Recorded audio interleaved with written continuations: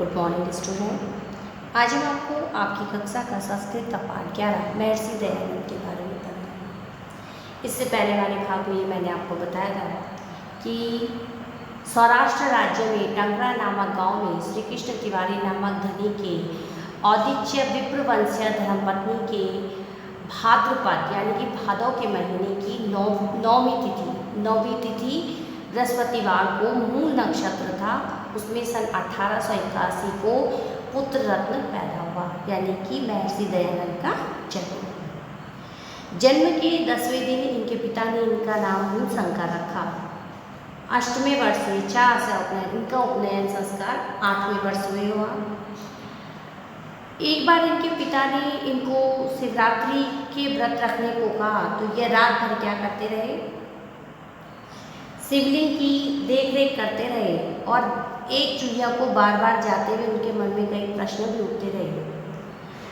अकस्मात इनकी बहन का निधन, जब वह केवल 3 वर्ष की थी तो निधन हो चुका था हैजा के कारण।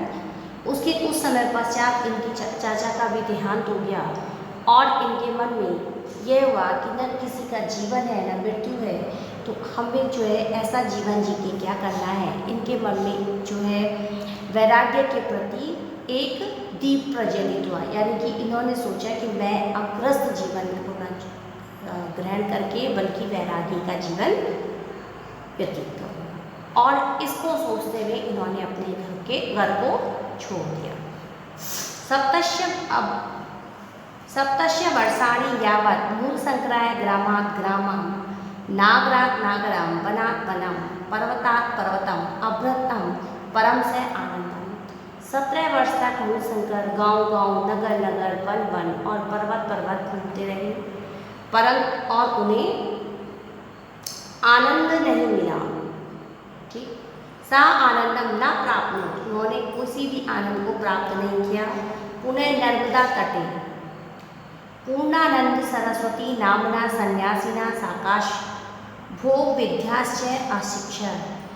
अब फिर नर्मदा नदी के किनारे पूर्णानंद सरस्वती नामक सन्यासी के पास से भोग और विद्या की शिक्षा प्राप्त की। नर्मदा एवं पूर्णानंद सरस्वती साक्षात् सन्यासं गृहीतवान् दयानंद सरस्वती इति नाम च अंगीकृतवान्। नर्मदा नदी पर ही पूर्णानंद सरस्वती से संन्यास ग्रहण किया और दयानंद सरस्वती नाम स्वीकार किया, यानी कि मूलशंकर से तब इनका नाम क्या हो गया, दयानंद। क्रमेण विरजानन्दस्य समीपं गच्छत् तत्र गुरु कल्पवृक्षं वेदा प्रवीणं विलोचनपि आगमलोचनं साधु स्वभाव गुरु अपश्यत् भक्त्या प्रणनाम च स्व विद्याध्ययनस्य औत्सुक्यं न्यन्वेद।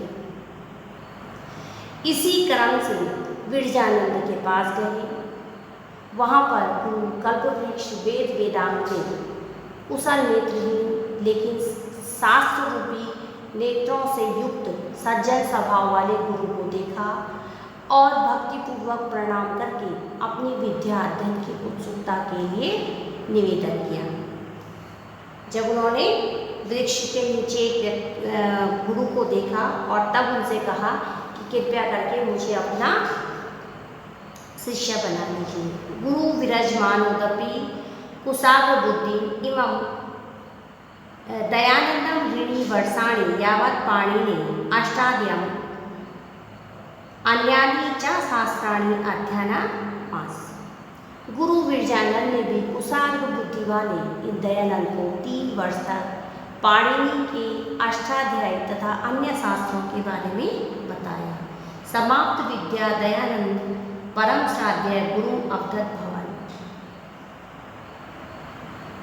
विद्या समाप्त होने पर दयानंद ने परम श्रद्धा से गुरु से कहा, भगवान, मैं गरीबी के कारण लोगों के बड़ा ही ला पाया, मेरी इस गुरु दक्षिणा को ग्रहण कीजिए। दयानंद परम श्रद्धेय गुरु अवदत् भवन। मैं जो है 1 लौंग का जोड़ा, ठीक, यानी कि 2 लौंग को ही लेकर आया हूँ।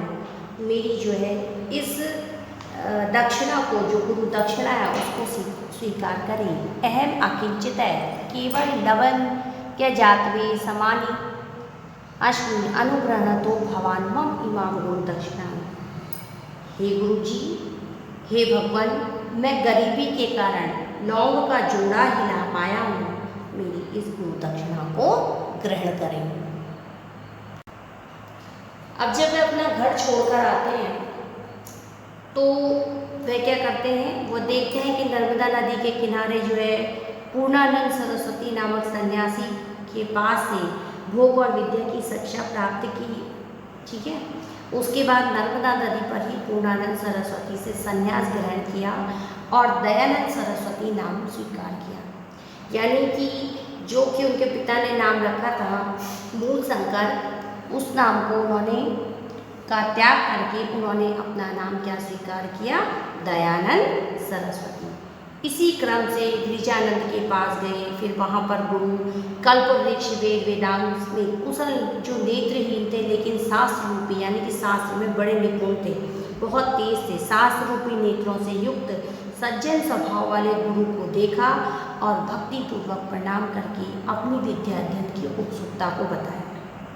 उनसे निवेदन किया कि हे गुरु जी, हे भगवान, आप मुझे कृपया करके अपना शिष्य बना लीजिए।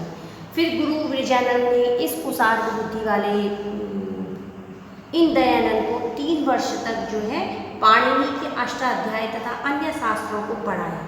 विद्या समाप्त होने पर दयानंद जी ने गुरु दक्षिणा में अपने गुरु को केवल 2 लौंग का जोड़ा दिया। क्यों? क्योंकि वे बताते हैं उनको कि मैं अत्यंत गरीब हूँ और गरीबी के कारण मैं जो है आपको केवल 2 लौंग का जोड़ा ही ला सकता हूँ, मेरी इस गुरु दक्षिणा को स्वीकार करो। धन्यवाद।